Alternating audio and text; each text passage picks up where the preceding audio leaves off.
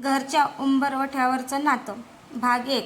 सकाळची वेळ होती. अंगणात सडा टाकून सुमर घर झाडत होती. स्वयंपाकघरातून चहाचा सुगंध येत होता आणि घरात सासूबाईंचा आवाज घुमत होता.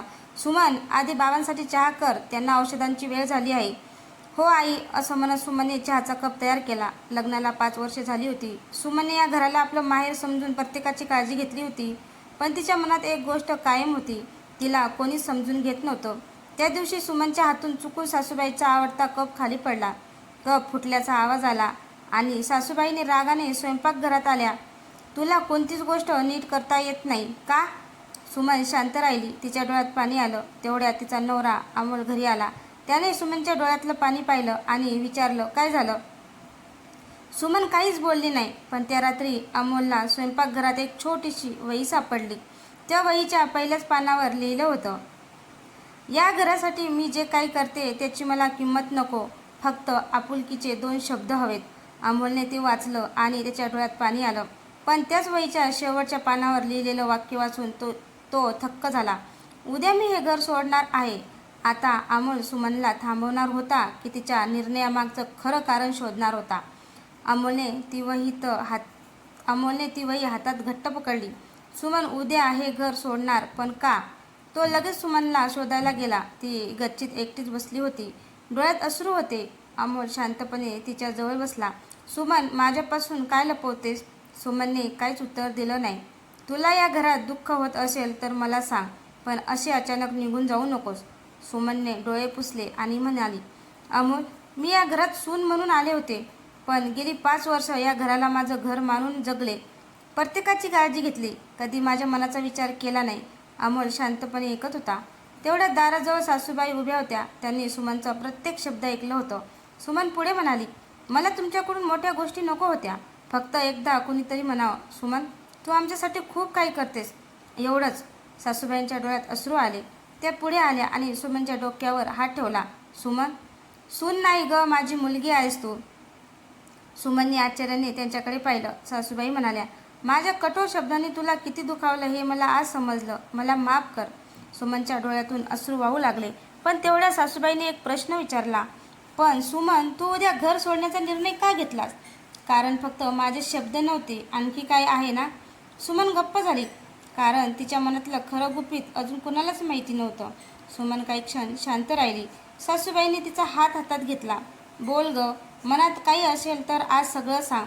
सुमनने डोळे पुसले आणि हळू आवाजात म्हणाली, आई, मला तुमच्यापासून किंवा अमोलपासून दूर जायचं नाही, पण काही दिवसापासून मला वाटतंय की माझ्यामुळे या घरात सगळ्यांना त्रास होतोय. अमोल लगेच म्हणाला, असं कोण म्हणालं तुला?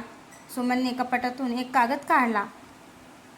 हा कागद मला काही दिवसापूर्वी सापडला, म्हणून मी ठरवलं होतं की शांतपणे हे घर सोडावं. अमोलने कागद हातात घेतला. त्यावर लिहिलं होतं, हे घर विकण्याचा निर्णय घेण्यात आला आहे. अमोलच्या चेहऱ्यावर आश्चर्य उमटलं. हा कागद तुला कुठे मिळाला? सुमन काही बोलणार तेवढ्यात बाहेरून अमोलच्या वडिलांचा आवाज आला. अमोल, तो कागद माझा आहे. सगळे त्याच्याकडे पाहू लागले.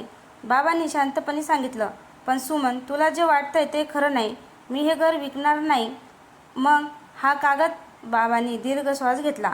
हा कागद तर घर विकण्यासाठी नव्हता, तुझ्यासाठी एक नवीन घर घेण्याचा माझा निर्णय होता. सुमन थक्क झाली. माझ्यासाठी? बाबा हसले. हो, तू या घरासाठी इतकं केलंस की तुझं छोटंसं स्वतःचं स्वप्न आहे हे आम्ही विसरलो. तुझ्या नावावर एक छोटंसं घर घ्यायचं होतं. सुमनच्या डोळ्यातून आनंदाचे अश्रू आले. पण अमोलच्या हातात अजून एक कागद होता आणि त्यावरचं नाव पाहून सगळ्यांच्या चेहऱ्यावरचं हसू अचानक गायब झालं. त्या कागदावर सुमनच्या माहेरचं नाव होतं. दुसऱ्या दिवशी सकाळी सुमन नेहमीप्रमाणे लवकर उठली.